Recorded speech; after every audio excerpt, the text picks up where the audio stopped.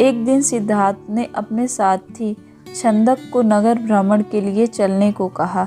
छंदक ने तुरंत राजकुमार के प्रिय घोड़े कंथक को तैयार किया। उस पर राजकुमार को सवार कराकर वह नगर भ्रमण के लिए चल पड़ा। राजा शुद्धोधन ने ऐसा प्रबंध कराया था कि राजकुमार को मार्ग में कोई करुणाजनक दृश्य दिखाई न दे, ताकि उसके मन में विरक्ति की भावना उत्पन्न न हो। जिस मार्ग से उन्हें जाना था उसे स्वच्छ करके सजाया गया था। उस मार्ग पर दोनों ओर सुंदर सुंदर लड़के लड़कियां खड़े थे। जब सिद्धार्थ उनके पास से गुजरते तो वे उन पर फूल बरसाते। कहीं दुख या कष्ट का नाम भी दिखाई नहीं दे रहा था। राजकुमार सिद्धार्थ भी उस समय प्रसन्न दिखाई दे रहे थे। एकाएक उनकी दृष्टि कहीं दूर उठ गई। एक झुकी हुई कमर वाला वृद्ध व्यक्ति उन्हीं की ओर चला आ रहा था। उसका मुंह झुर्रियों से भरा हुआ था, आंखें अंदर को धसी हुई थी, हाथ पैर कांप रहे थे। वह लाठी का सहारा लेकर बड़ी मुश्किल से चल पा रहा था। जरा उधर देखो, छंदक, सिद्धार्थ ने उस वृद्ध की ओर संकेत करते हुए कहा, उस आदमी की ओर जिसकी कमर झुकी हुई है। मुझे बताओ कि उसे क्या हो गया है, वह इतना असुंदर क्यों है, वह ठीक से चल क्यों नहीं पा रहा है। राजकुमार छंदक ने उत्तर दिया, वह व्यक्ति बूढ़ा हो गया है, उसकी आयु अधिक हो गई है। अधिक आयु हो जाने पर व्यक्ति ऐसा ही हो जाता है। तो क्या आयु अधिक हो जाने पर मैं और यशोधरा भी ऐसे ही हो जाएंगे? सिद्धार्थ ने चिंतित स्वर में पूछा। हम भी बूढ़े हो जाएंगे, हम भी असुंदर हो जाएंगे, हम भी ठीक से नहीं चल पाएंगे। सच यही है राजकुमार, छंदक ने उत्तर दिया। ऐसा सभी के साथ होता है। बूढ़ा हो जाने पर मनुष्य की यही दशा होती है। शरीर इसी प्रकार कमजोर और असुंदर हो जाता है। सिद्धार्थ की सारी प्रसन्नता छूमंतर हो गई। उन्होंने छंदक को महल लौट चलने की आज्ञा दी। जब सिद्धार्थ अपने महल पहुंचे तो उन्होंने यशोधरा को अपनी प्रतीक्षा करते हुए पाया। उन्हें उदास देखकर यशोधरा ने पूछा, क्या बात है स्वामी, क्या आप थक गए हैं? नहीं यशोधरा, सिद्धार्थ ने एक लंबी सांस लेकर उत्तर दिया, मैं थका हुआ नहीं हूँ। बात यह है कि आज मैंने एक ऐसे व्यक्ति को देखा जो बहुत कमज़ोर था। उसका पूरा शरीर काँप रहा था, उसकी आंखें झुकी हुई थी और वह असुंदर हो गया था। छंदक कहता है वह बूढ़ा हो चुका है। बूढ़ा हो जाने पर ऐसा ही होता है। यह देखकर मेरा मन उदास हो गया। इस प्रकार तो मेरी दशा भी आगे चलकर ऐसी ही हो जाएगी। आप व्यर्थ ही दुखी हो रहे हैं, यशोधरा ने कहा। छोड़िए इस बात को, आप अपने मनोरंजन कक्ष में जाइए। पिताजी ने आपके मनोरंजन के लिए खास नर्तकी और गायिका को भी बुलाया है। आप वहां जाकर मनोरंजन कीजिए, आपकी सारी उदासी दूर हो जाएगी। यशोधरा की बात मानकर सिद्धार्थ मनोरंजन कक्ष में चला गया। वहाँ नर्तकी और गायिका ने अपनी कला का भरपूर प्रदर्शन किया। उन्होंने सिद्धार्थ की उदासी को दूर करने का पूरा प्रयास किया, लेकिन सिद्धार्थ की उदासी दूर न हुई। उनकी आंखों के सामने रह रहकर वही वृद्ध व्यक्ति घूम रहा था जिसे उसने मार्ग में देखा था। वह बार बार यह सोच रहा था कि क्या बूढ़ा होने से बचने का कोई उपाय नहीं है। कुछ दिनों बाद अचानक सिद्धार्थ ने पुनः भ्रमण की इच्छा व्यक्त की। इस बार छंदक एक रथ सजाकर ले आया। रथ पर सवार होकर सिद्धार्थ पुनः नगर की ओर भ्रमण की ओर चल पड़े। इस बार छंदक पूरा प्रयास कर रहा था कि राजकुमार को कोई करुणाजनक दृश्य दिखाई न दे, लेकिन जो होना होता है वह होकर ही रहता है। मार्ग में सिद्धार्थ को एक रोगी व्यक्ति दिखाई दिया। वह रोग के कारण कराह रहा था। सिद्धार्थ ने तत्काल रथ रुकवाया और छंदक से पूछा, इसे क्या हो गया, यह इस प्रकार कराह क्यों रहा है? राजकुमार छंदक ने उत्तर दिया, इसे रोग ने घेर रखा है। यह रोग के कष्ट को सहन नहीं कर पा रहा है, इसी कारण कराह रहा है। परंतु इसे रोग ने क्यों घेर लिया? सिद्धार्थ ने आश्चर्य से पूछा। छंदक ने उत्तर दिया, रोग तो बड़े बड़े स्वस्थ व्यक्तियों को भी घेर लेता है, उन्हें भी रुला देता है। इसमें आश्चर्य की कोई बात नहीं है। अपने जीवन काल में कोई न कोई रोग लगभग प्रत्येक व्यक्ति को हो जाता है।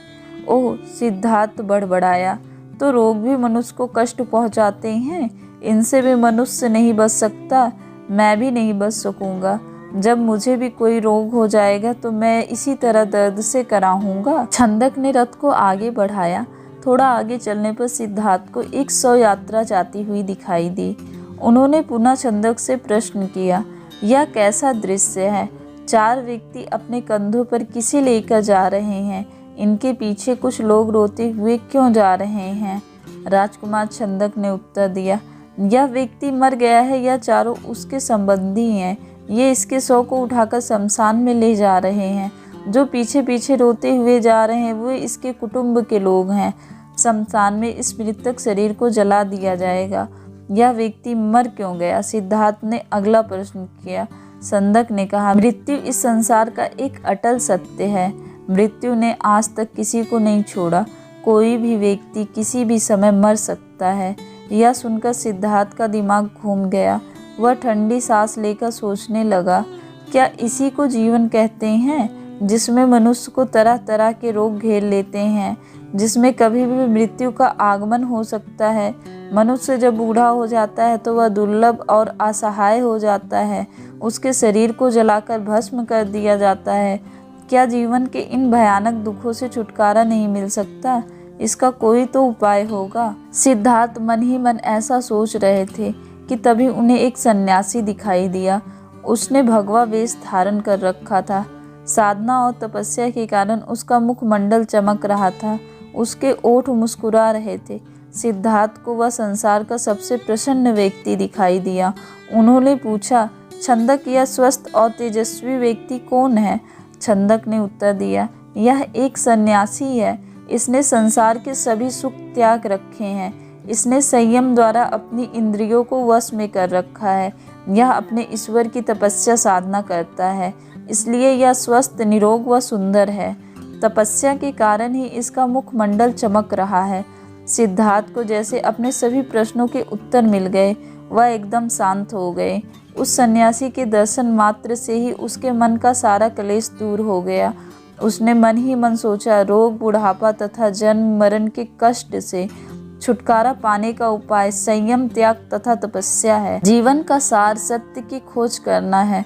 संसार के सभी सुख नकली हैं। मैं अब इन झूठे सुखों में नहीं फंसूंगा। मैं उस तेजस्वी सन्यासी की तरह बनूंगा। रथ अपने पूरे वेग से दौड़ता रहा और उससे भी अधिक वेग से दौड़ता रहा सिद्धार्थ का मन। उसे बार बार उस सन्यासी का ध्यान आता था। उनके मन में विरक्ति की बढ़ती ही जा रही थी। जब सिद्धार्थ राजमहल में लौटे तो उन्हें एक शुभ समाचार मिला। यशोधरा ने स्वस्थ व सुंदर पुत्र को जन्म दिया था। दास दासियों ने सिद्धार्थ को घेर लिया और उन्हें बधाइयाँ देने लगे। उन्हें यह आशा थी कि सिद्धार्थ से उन्हें पुरस्कार मिलेगा, लेकिन सिद्धार्थ पर इस शुभ सूचना का कोई प्रभाव दिखाई न दिया। चारों ओर हर्ष का सागर लहरा रहा था। पूरे राजमहल में बधाइयों के स्वर गूंज रहे थे। वहाँ राजा शुद्धोधन व रानी प्रजावती तो प्रसन्नता से पागल हुए जा रहे थे। वे बधाई देने वाले का मुंह मांगा पुरस्कार दे रहे थे।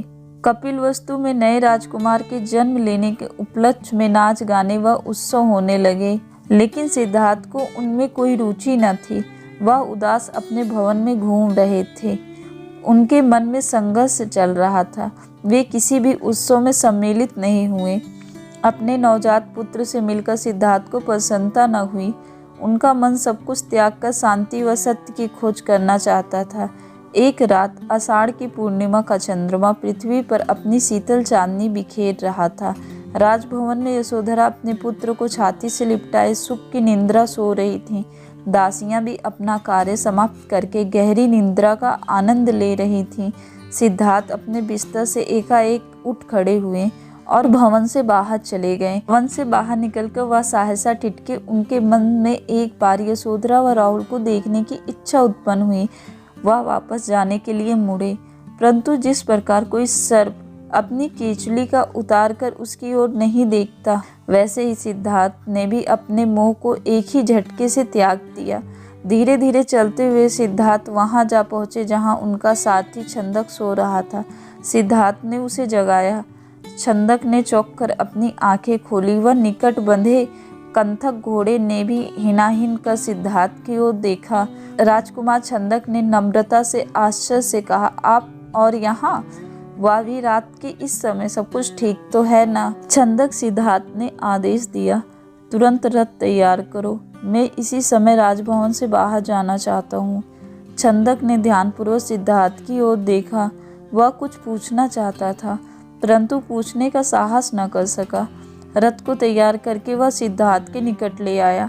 सिद्धार्थ रथ पर सवार हुए तथा छंदक को नगर से बाहर वन की ओर चलने के लिए कहा। चारों ओर गहरा अंधकार था। वहाँ सन्नाटा छाया हुआ था।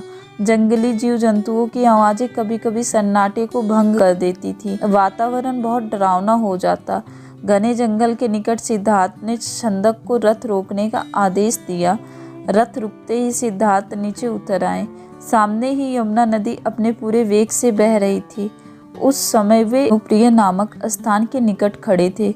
सिद्धार्थ ने अपनी राशि वेशभूषा उतार दी। साथ ही उन्होंने एक एक करके अपने आभूषण भी उतार दिए। अपने वस्त्र व आभूषण उन्होंने छंदक को दे दिया तथा लौट जाने का आदेश दिया। छंदक सिद्धार्थ के पैरों में गिरकर फूट फूट कर रोने लगा।